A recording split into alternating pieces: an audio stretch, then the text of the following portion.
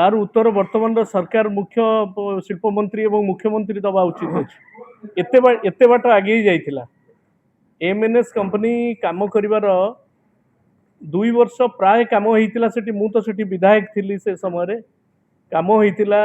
रास्ता तैयारी हिची 100-150 कोटी टंकार रास्ता तैयारी हिची एवं जमी अधिग्रहण कार्य जमी लैंड एक्विजिशन ऑफिसर नियुक्ति होइतिले सब कथा होइतिला एटू काहे की पळै गेला एवं सेठी मध्य बहुत केते बाट आगे हिची काली आपण मीटिंग जदी देखिबे केते बाट आगे हिची से संपर्क रे मध्य चंद्रबाबू नायडू मध्य स्पष्ट करिसथि आमे आगुरु संदेह करथुलु जे आंध्र पळेबो काली स्पष्ट हो गला जे आंध्र पळै गला होबनी मु से कथा आपण करे कोन आ पछरे की अछि एवं आउ गोटे कथा मु पांचटा आपण को क्वेश्चन पचरिया पे चाहूची वर्तमान रो बीजेपी सरकार को आपण जो प्रश्न करूचंती कोन पे कहार क्षति होला कहा पाई या पछरे कोन षडयंत्र अछि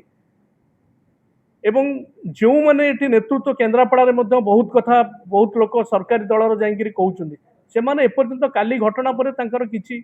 पाटरू किछि वचन कहार बाहरुनी जे कोन पे ये चली गला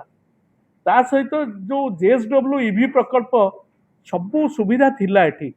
सेटा को काहे कि महाराष्ट्र गला ए डील को ओडिसा बाहर को किए पठेला कोन ता पछरे रहस्य अछि एवं वारी सोलार सेमीकंडक्टर प्रकल्प हराया परे ओडिसार क्षति पई दायी किए रहिबे ए सोलार प्रोजेक्ट बहुत किछि आगे ही जाइतला ता पे व्यवस्था हितला एवं जो प्रकल्प गुडी पई नवीन पटनायक एमओ स्वाक्षर करिथिले ए नवीन पटनायक एमओ स्वाक्षर करिसंती बिले हमें सब जंक प्रकल्प को बाहर को जीवा पई व्यवस्था करि देबा ओडिसा को शिल्प शून्य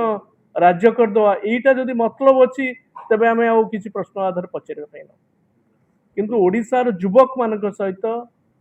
एवं जो माने नियुक्तिर सुजोग पे आशा करथिले सेमानक पे विश्वासघातकता करा जायछि एवं चौद्वारवासी चौद्वार जनसाधारण समस्त अनैथिले वेलस्पन एटी टेक्सटाइल मिल करिवो बहुत दिन परे किंतु सब किछि व्यवस्था करिया परे वेलस्पन पुनी बैक करि जायछि एई सरकार समय ए मेजर प्रोजेक्ट गुडी को सब बैक करि जायछि ये कोन विकसित ओडिसा